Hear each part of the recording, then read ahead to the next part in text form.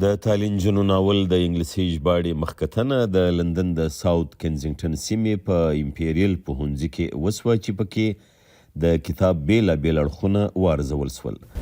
زندگی کوثر، زندگی سیمین، زندگی گیسو و مادرای ازیا به نوعی سمبولیک است، به نوعی سمبول از تمام زنای افغانستان، سمبول از تمام دخترای افغانستان. د تالین جنو ناول مرکزی کردارونه د ډیری افغان جنو پر ژوند راڅرخي چې ټولنیز جبر یې بیا بیا لپشو غورځوي.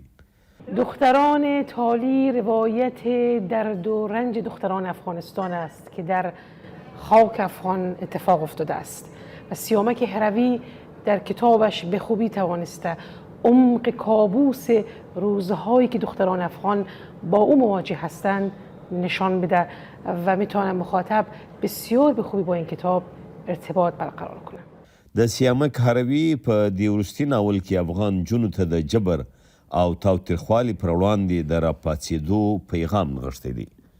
این به نظر من مسئولیت همگی ما است که در چنین شرایط کار بکنیم تا عمی حذف شدن سیستماتیک زنان را، سکوتشان را، حقوق نابرابرشان را به گوش جهانیان برسانیم تا این آپارتاید جنسی که یا جنسیتی که در جامعه فعلا جریان داره به رسمیت شناخته شود و کار شود که بتانیم زنان افغانستان از این بند و زنجیر رها بکنیم.